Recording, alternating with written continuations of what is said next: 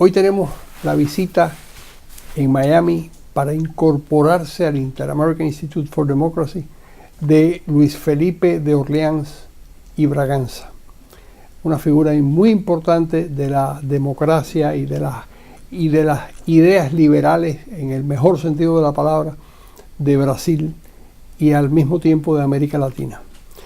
Yo voy a dedicar este programa a discutir, a conversar y a preguntarle sobre un libro extraordinario que publicó él, que se llama ¿Por qué el Brasil es un país atrasado? El viejo chiste de Brasil es el país del futuro y siempre lo será porque nunca llega ese futuro. Yo creo que en este caso la persona que tiene la fórmula para que los brasileños efectivamente consigan despegar y consigan desarrollarse es Luis Felipe.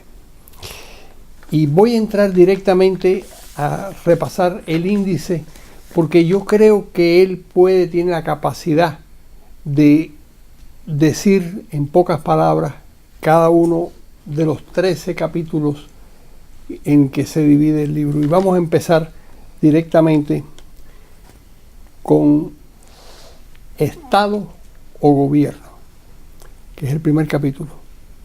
Muchas gracias. Bueno, este capítulo trata de la separación de cosas de Estado y de cosas que son de gobierno. En Brasil no hay una distinción muy formal y es necesario que tenemos ahí una separación bien clara de lo que es uno y otro para que tenemos de facto una estabilidad política. De esta estabilidad política va a venir toda la estabilización económica y de esto también tendremos ahí evolución social real y sustentable.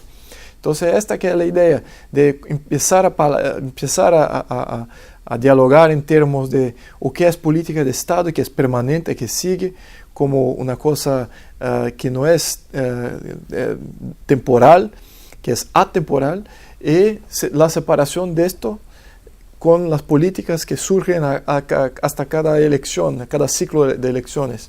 Entonces, si nos separamos una cosa de otra, a cada ciclo electoral tenemos una redefinición de todo el Estado, y esto crea una inestabilidad muy grande. Por cierto, hoy lo escuché dar una conferencia en inglés, que me pareció magnífico su inglés. ¿Cuántos idiomas usted habla?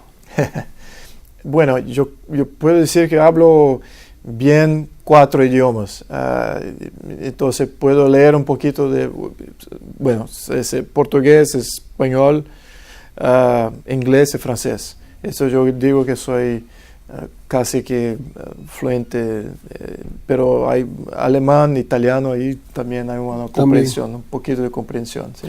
Bueno, vamos al segundo capítulo. Una sociedad desorganizada. Y está entre paréntesis, es decir, supuestamente Brasil es una sociedad organizada, pero realmente es una sociedad desorganizada. Bueno, esto que es los fenómenos que nos vimos ahora en los últimos 5 años en Brasil, el surgimiento de una sociedad organizada. Entonces, la fuerza que una sociedad organizada tiene contra un sistema político que es organizado con la premisa de que la sociedad no es fuerte, que la sociedad no puede hacer por sí propia.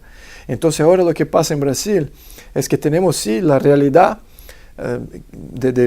validada por los últimos 5 años, que tenemos sí una sociedad muy bien organizada, que sabe lo que quiere, que consigue entender datos y factos muy específicos de las cuestiones políticas, y que no necesita de un burócrata, de un político le diciendo lo que quiere, a dónde vamos y todo esto. Entonces, el liderazgo y la fuerza tiene que ser transferida para esa sociedad organizada, pero el Estado está organizado en la comprensión antigua de que nosotros somos una sociedad pobre, incapaz de agir y de hacer cosas por nosotros. Entonces, hay un cambio ahí que necesita ser colocado en toda nuestra organización política. En la medida en que usted cree que el Estado brasileño es modificable. Sí, yo creo que es posible con la presencia de la sociedad demandando los cambios. Pero como Estado hoy no está organizado para que sea maleable. Entonces los cambios tienen que venir de dentro del Estado, de personas como yo, políticos que adentro del Estado, para crear mecanismos que son normales, ¿no? Mecanismos que ya existen en los países desarrollados. En el Congreso en el que usted está, ¿cuántas personas más o menos tienen la percepción de que hay que modificar las cosas en Brasil? Esto es lo punto bueno, es también lo punto a ser debatido, porque hay una percepción muy amplia de que los sistemas no es más un sistema que es propio para la situación política de Brasil. Entonces, esta conciencia es muy larga. Hay muchos partidos de izquierda, de derecha, que concordan que hay una necesidad de cambiar los sistemas. Pero, ¿dónde está el problema? ¿Dónde va a haber los grandes debates? Va a ser en qué tipo de cambios, a dónde vamos a cambiar y para qué. Entonces, sistemas electorales tienen que cambiar transparencia tributaria, de tributos, tenemos que cambiar la organización y competencias de los estados, de municipios, vis-a-vis el poder central. Entonces, estos son los detalles que nosotros estamos adentrando al debate, pero no necesariamente es los cambios que algunos grupos más ideológicos quieren.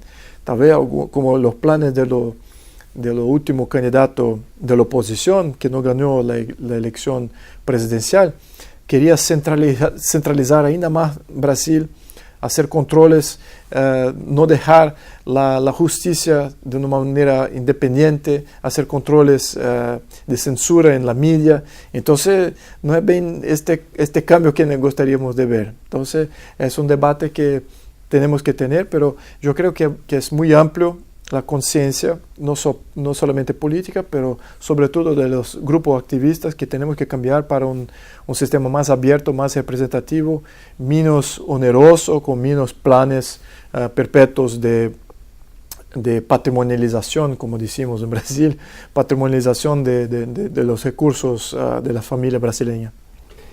Ahí el tercer capítulo se titula Constitución esa desconocida. Sí.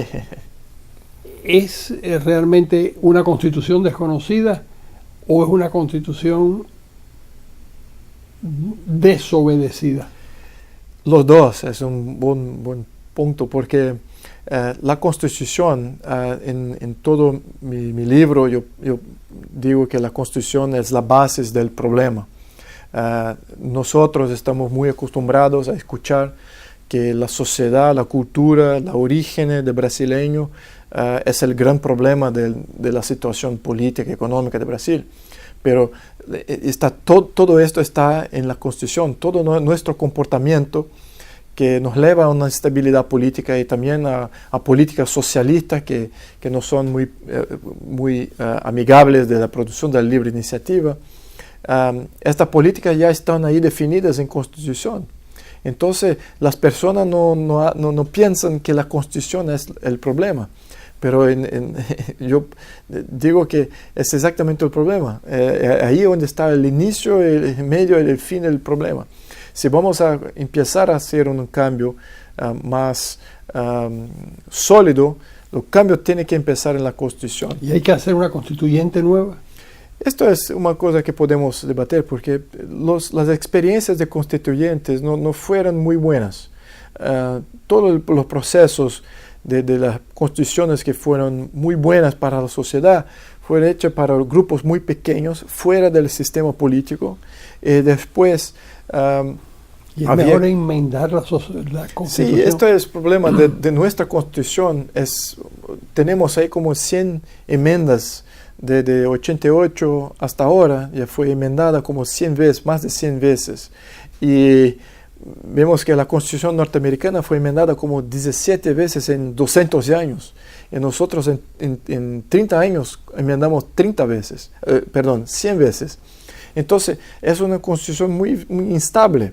Y también es muy intervencionista. Entonces, tiene una amplitud de cosas que pueden hacer, que da poderes al poder central en esta Constitución.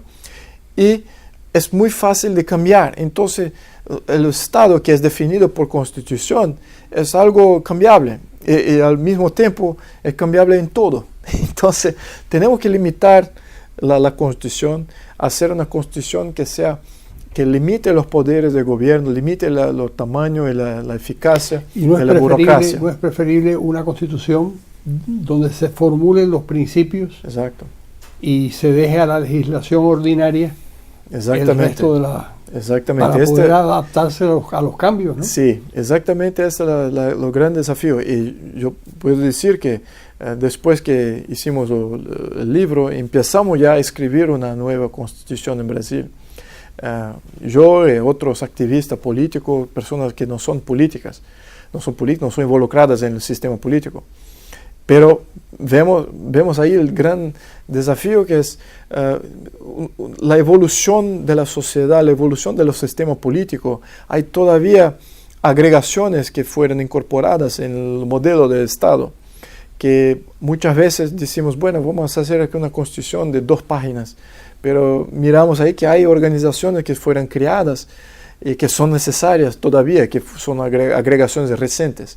Entonces es muy difícil de limitar a un documento bien limitado, pero la idea es exactamente esa, es transferir lo máximo de detalles para las leyes ordinarias y tornar la Constitución algo más de principios y que no sea cambiable con tanta frecuencia.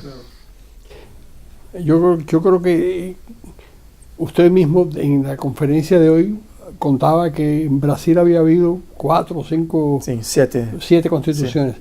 Pero los venezolanos han tenido 20 y tantas. Sí. Y los haitianos han tenido muchísimas. Todos los países estables tienen muchas constituciones. Porque la idea que no deja de ser infantil es la idea de que basta con plasmar en un texto el país que queremos para que eso suceda. Exactamente. Y eso no es verdad. Exactamente, es muy difícil cuando tenemos ahí grupos de interés que están involucrados en escribir una constitución. Esto que es el gran problema. Y esto que pasó en la última constitución de Brasil de 88, en que había solamente grandes grupos de interés escribiendo la constitución y poniendo ahí su lista de cosas que querían ver. Entonces hay un conflicto de cuál grupo es mejor que otro.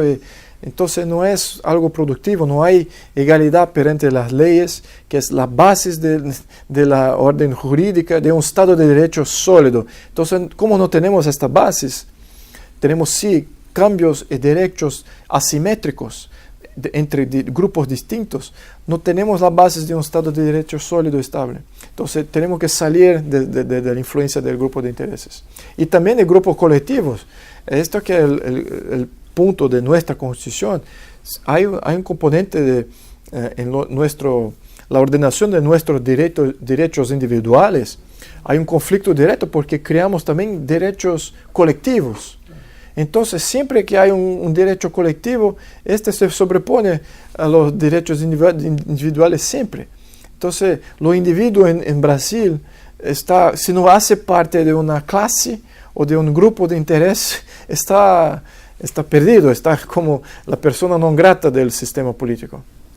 Cuando lo lógico es que no existen los derechos colectivos, sino existen solamente los derechos individuales. Exactamente. Pero eso es algo que realmente la gente no quiere entender. Exacto. Y los grupos de interés no quieren entender. No quiere dejar, exactamente. Y a propósito, lo que dicen es que en las constituciones quieren agregar la vivienda digna, el trabajo, el derecho al trabajo, cosas que son imposibles de garantizar. Exactamente.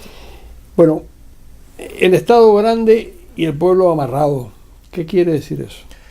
Dice que toda vez que tenemos eso es un estudio de cómo la sociedad es débil. Cuando la sociedad es débil, surge siempre el Estado para suplir esta debilidad. Y cuando la sociedad es fuerte, el Estado, por definición, es un Estado reducido que no hace tanto así, porque la sociedad lo hace. Entonces, tenemos en Brasil un Estado que hace todo porque la sociedad está débil de una manera artificial. Tenemos ahí una secuencia de constituciones socialistas desde 1934, después de 46, de 34, 37, 46, 67 y 88. Entonces son constituciones que son socialistas, que se dice que el Estado tiene que hacer todo, el Estado tiene que proveer todo esto. Entonces la dinámica es que el Estado es fuerte y tiene la virtud, y la sociedad es débil y no tiene virtud, tiene vicios. Entonces el Estado tiene que se sobreponer y hacer porque la sociedad es incapaz de hacer por sí propia. Entonces esa es la dinámica y la gran premisa que existe en las constituciones socialistas ¿Usted cree de que Brasil. la sociedad brasileña es una sociedad socialista, socialdemócrata? Bueno, esto que es el gran debate que tenemos que tener, porque en esta última elección vimos una sociedad que no quiere más socialismo, que no quiere más la imposición del Estado, de sus maneras de cómo estudiar, de qué estudiar, de cómo hacer y cómo arreglar la vida de la familia brasileña, cómo intervenir en la poupanza de los brasileños para hacer programas nacionales, de no importa que sea el interés. Entonces la familia brasileña, el pueblo brasileño está farto de escuchar las narrativas que son narrativas progresistas de las minorías. Entonces, esto todo crea lo Estado que es muy presente en todos los aspectos de la vida del brasileño. Exactamente esto que tenemos que colocar aquí, que la premisa es que de la organización institucional de Brasil es que la sociedad no puede hacer por sí propia, que es un pueblo captivo de este Estado artificial que fue creado hace casi 100 años. Entonces, cuando usted habla de neosocialismo u oligarquismo, exacto, que es uno del próximo capítulo, ¿qué está diciendo exactamente? Me encanta este tema porque los temas, mira que la izquierda está siempre definiendo lo que es en términos políticos y económicos. Entonces, dice que en Brasil hoy impera el neoliberalismo, pero exactamente lo contrario, el reverso de eso, es el neosocialismo. Pero la premisa de incluso los militares eran incluso los militares, entonces socialistas. Exacto, lo termo es usado utilizado de una manera contraria a la realidad. ¿O qué sería un Estado neoliberal? Digamos así, vamos a definir este punto. En un Estado neoliberal hay un grupo de excepción de las leyes que es protegido por el Estado, un grupo de intereses, empresarios, grandes empresas, los demás viven en libre mercado, porque el libre mercado es muy competitivo, no hay garantía de absolutamente nada en términos para sostener una empresa. Entonces ese es el concepto neoliberal que hay. El Estado premia a algunos de estos y los otros viven en igualdad de diferentes leyes. Pero lo que tenemos en Brasil no es liberalismo como bases. No tenemos igualdad perante las leyes. Tenemos solamente excepciones, protecciones y subsidios. Esto que es la realidad de Brasil. Todos los sectores económicos tienen sus excepciones, tienen sus subsidios específicos. Entonces no hay igualdad perante las leyes de los pequeños y medios emprendedores de Brasil. Y también hay un Estado que controla las grandes empresas, las empresas de media, las empresas de producción agrícola y de producción también de... ¿Por qué dice usted que controla? Por ejemplo, el Estado, ¿cómo controla a los medios de comunicación? Bueno, controla de tres maneras. Controla porque son concesiones de Estado. Necesita una concesión de Estado para operar. ¿Para una frecuencia radioeléctrica? Exacto. Necesita casi que una concesión de Estado para ser un banco. Ah, sí. Casi. Es equivalente, hay equivalencias ahí. Entonces imagina que toda la economía es casi que una economía para los grandes, es una economía concesionaria del Estado. Entonces los grandes empresarios para operar dependen de licencias y aprobaciones del Estado. ¿Y ahí entra la corrupción? entra la corrupción y ahí entran otros mecanismos de dependencia de los grandes hasta los estados, como financiamiento y también recetas directas, como los estados compran recetas en la media y también hace financiamiento de la media. Entonces tenemos concesiones, financiamientos y recetas. Son casi que control total. Esto no es liberalismo. Este es exactamente lo contrario, este es socialismo, es estatización de los medios de producción en diferentes sectores. Y la base emprendedora, esta también no vive en libre mercado. ¿Y hubo alguna vez en Brasil una sociedad liberal? Sin duda, en Brasil Imperio, en final del siglo XIX, la constitución brasileña, la primera constitución brasileña fue una constitución liberal. Fue una constitución que limitaba los poderes del gobierno.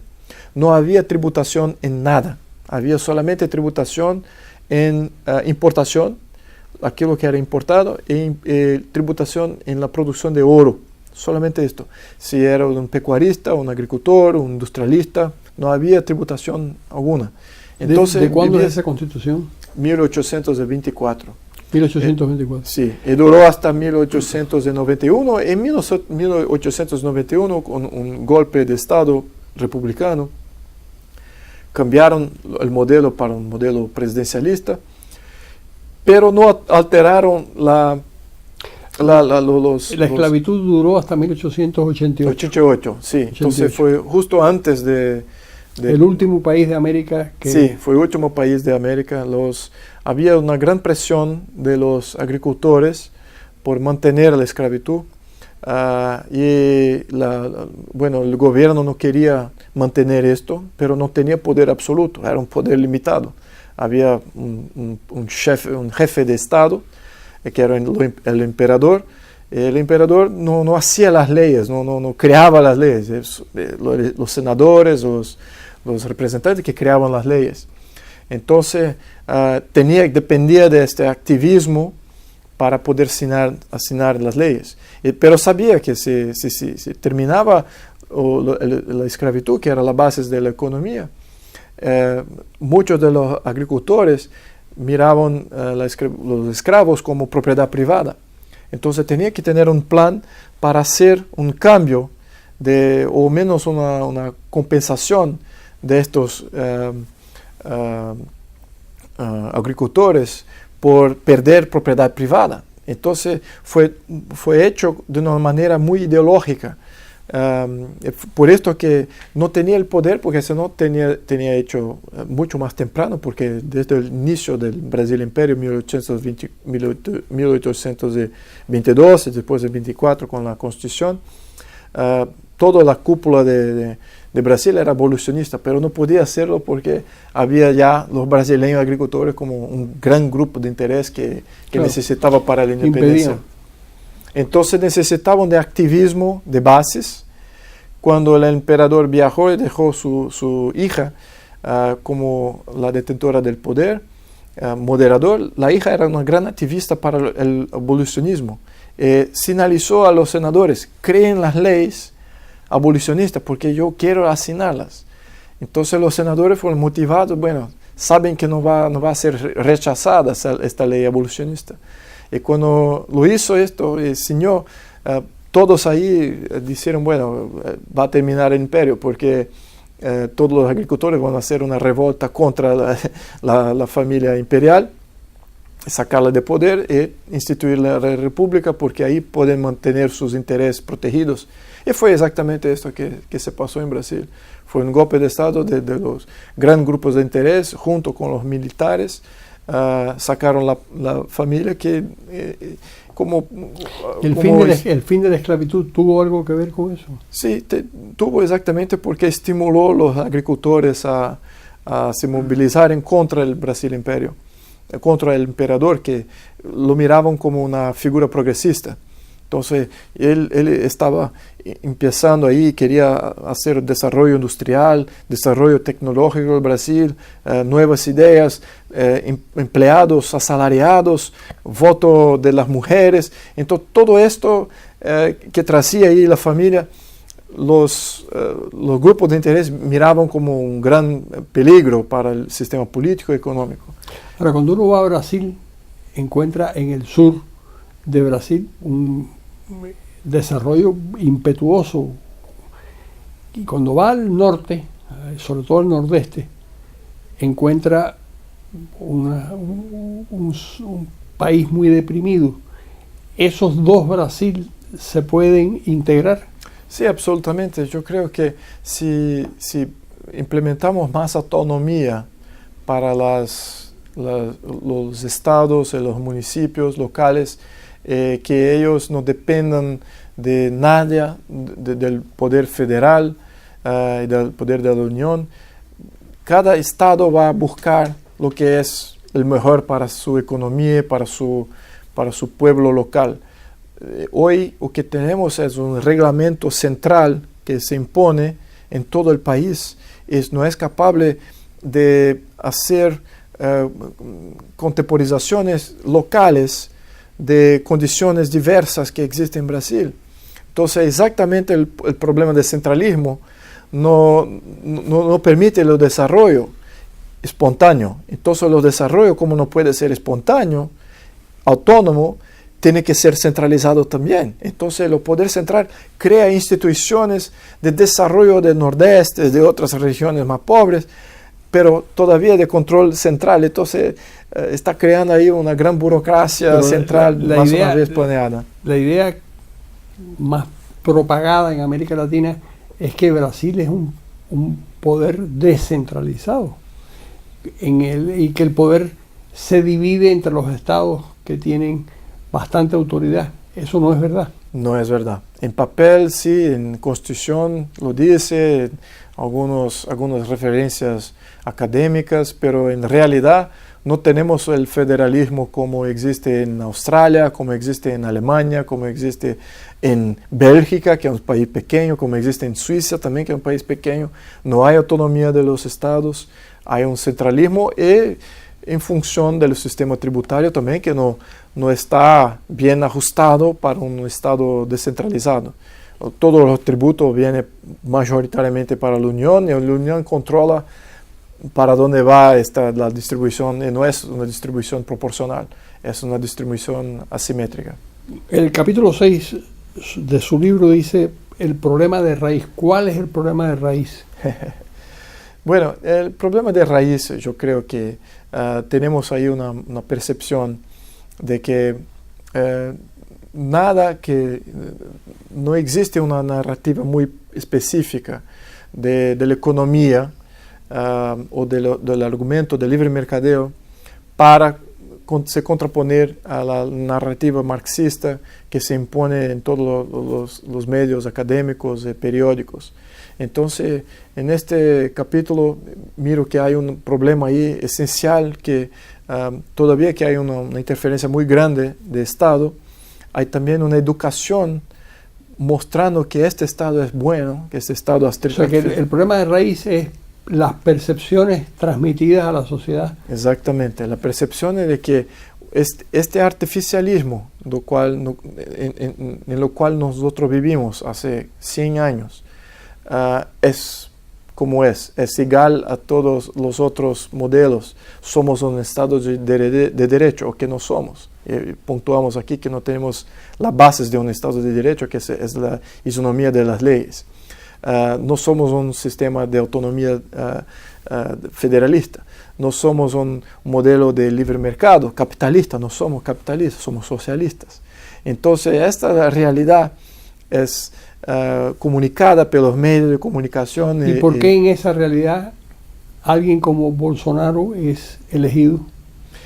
Porque la población ve que todo el sistema, no solamente Bolsonaro, pero yo considero yo también como parte de este cambio, la población mira intuitivamente, cree que algo no está bien, que esta realidad no es la realidad, y que hay una otra cosa, que todo esto es una gran mentira, y que la sociedad brasileña existe de una manera muy saludable, pero sin la realidad que es imposta. Yo me acuerdo que hace 25 años el tamaño de la economía china era similar al de Brasil. Exactamente. Y hoy en día es... Hoy en día muchas veces más perdemos ahí completamente nuestro punto de ser la China de Américas, de las Américas, porque no sabíamos que teníamos que abrazar el libre mercadeo. En fines de año 80 teníamos una intervención. Muchos de los problemas que tenemos hoy tenemos en final del sistema militar, del régimen militar, que fue por definición económica socialista, fue patrimonialista, dirigista, no fue, los militares no fue capitalista como la izquierda dice. No, los militares eran capitalistas, no eran capitalistas, eran mucho favorables a la intervención del Estado en la economía de una manera gigantesca. Como fue en Argentina y como fue en todas partes menos en Chile, pero porque precisamente Pinochet no sabía nada de la gerencia del Estado y entonces le entregó esa parte del funcionamiento a unos muchachos. Al grupo correcto. Al grupo correcto, pero porque no lo sabía. Exactamente. Bueno, probablemente si hubiera tenido una formación militar convencional en ese sentido, hubiera optado por modelo nacional socialista. Claro. Este es el modelo de los militares en todo el siglo XX, el modelo nacional socialista. Entonces, y el mito de la ideología igualitaria.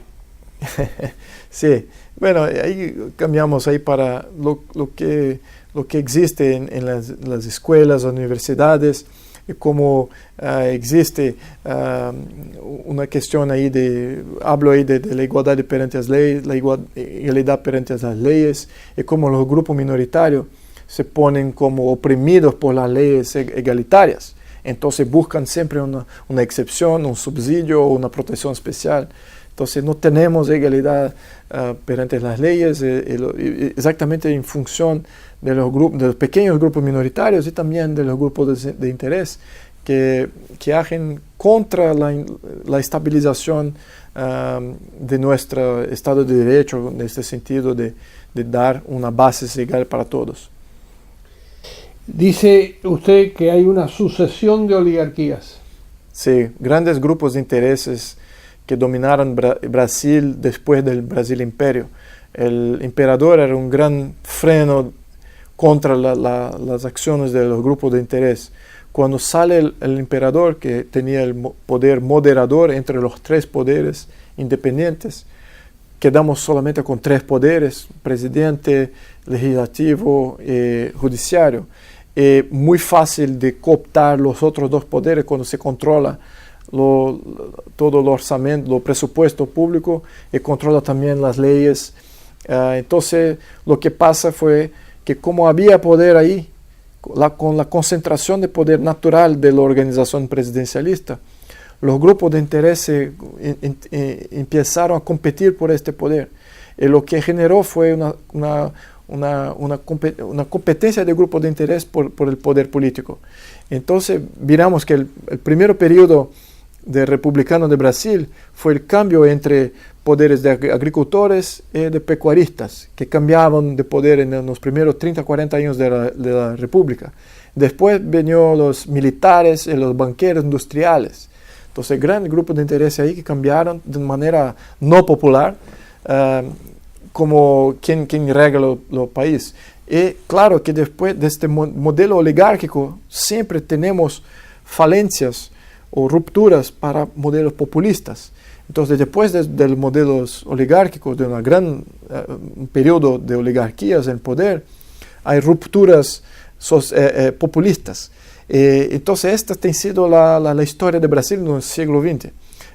Cuando no hay oligarquías en el poder estabilizando la cosa pública, hay populistas que vienen para cambiar todo, pero luego en la secuencia viene una otra oligarquía que asume el poder, porque también hay mucha instabilidad. Entonces, en ningún momento de la historia republicana de Brasil del siglo XX hubo una estabilidad, un Estado de Derecho en que los ciudadanos brasileños de facto son representados de un modelo que los protege.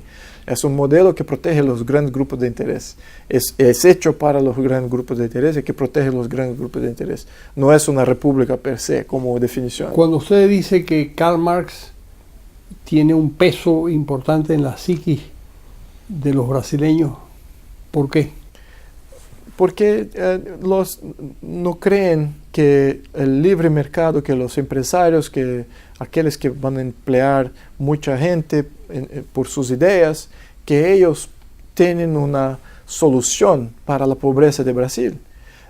Karl Marx, el marxismo y el socialismo, todas las políticas socialistas son es una manera de tentar resolver un problema de pobreza de una manera directa.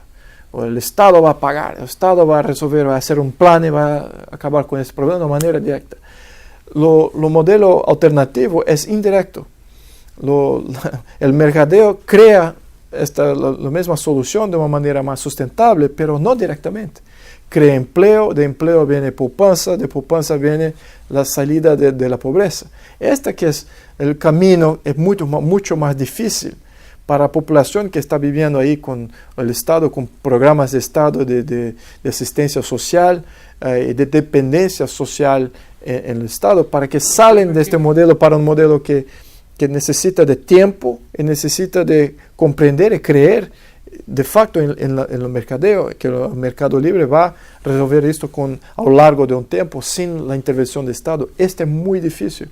Entonces es más fácil para la población decir, bueno, el Estado tiene que hacer algo, el gobierno tiene que hacer algo, y no algún emprendedor, algún empresario, porque miran lo empresario, el emprendedor como enemigo que está dentro de la psique marxista. Entonces, ¿Y la democracia es el objetivo? La democracia es objetivo, pero tiene que tener límites. No podemos, utilizamos la palabra democracia de una manera muy abrangente para significar Estado de Derecho, pero democracia no es Estado de Derecho. Estado de Derecho es comando de las leyes. Democracia es comando del pueblo de una manera directa. No, incluso se puede decir más.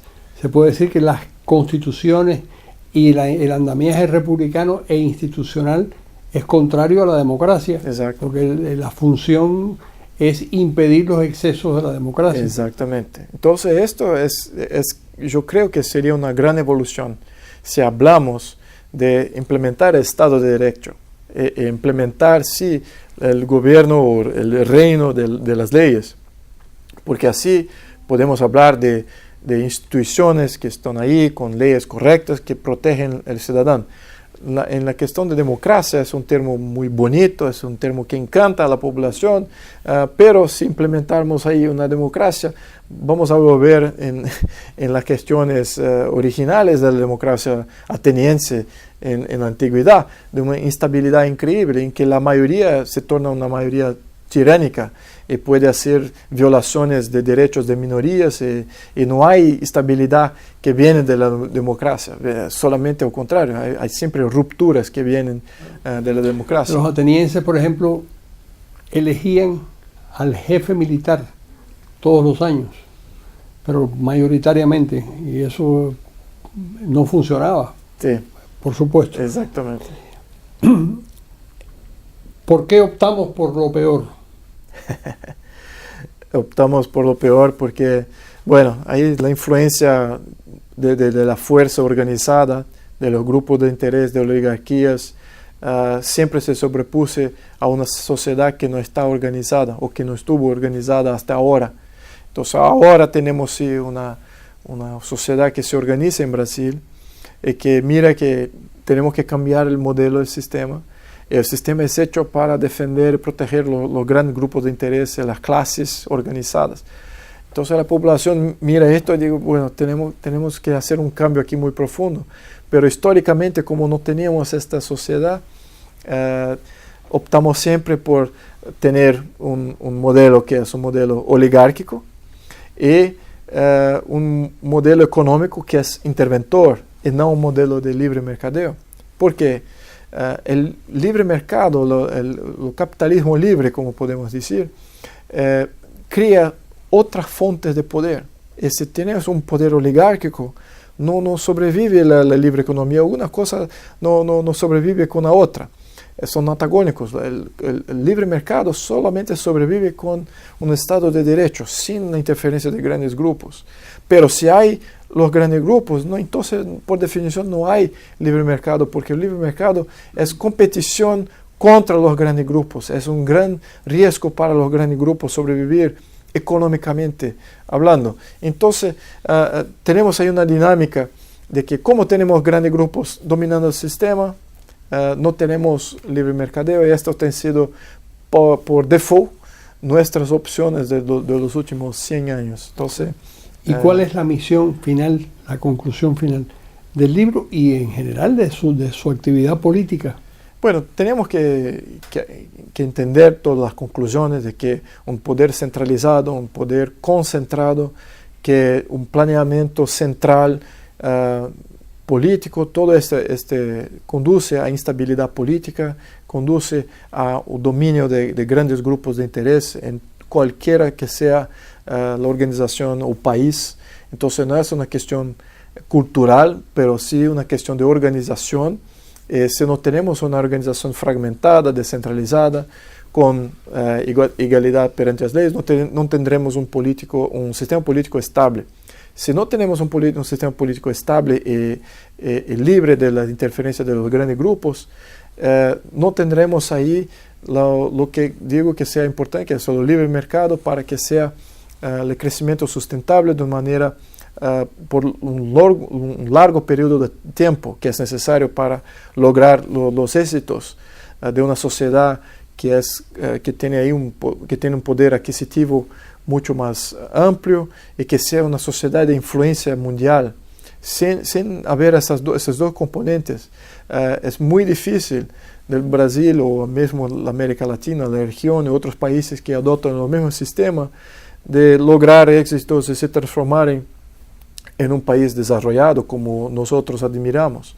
Entonces tenemos que entender que hay una misión de mirar la organización y los mecanismos que existen en los países desarrollados e implementar este mecanismo de la mejor manera posible para estabilizar políticamente y también permitir para que el mercado continúe con su misión natural de crecimiento, de búsqueda de crecimiento, de lograr éxitos económicos dentro del propio país y también afuera.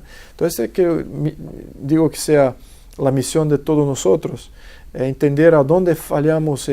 Es muy fácil de caer en las tentaciones antiguas de paternalismo, de hacer todo para el pueblo, de decir no a estos grupos de interés. Es muy difícil, pero es lo que es necesario en este momento. Tenemos que hacerlo. Bueno, señor, muchísimas gracias por la entrevista. Yo creo que ha sido muy iluminadora en todos los sentidos. Y además, si a Brasil le salen las cosas bien, a toda América Latina le va a convenir, porque Brasil es demasiado importante, tiene demasiado peso. Son casi 9 millones de kilómetros cuadrados. Casi 220 millones de habitantes, una economía interna muy fuerte. Sí, dinámico, diverso, hay todo. Sí, Brasil es un ejemplo. Yo creo que los brasileños, pero antes yo creo que los brasileños tienen también que ellos comprender su misión. Es muy fácil de un político representar esto individualmente, pero la población brasileña tiene que comprender que el liderazgo empieza con sí propio, con ellos autoimpuesto en sí propio. Y además de eso, con la idea de que tienen que cambiar, tienen que cambiar su comportamiento. Exactamente. Señor Luis Felipe de Orleans y Braganza, muchísimas gracias gracias a vos por haber estado con nosotros.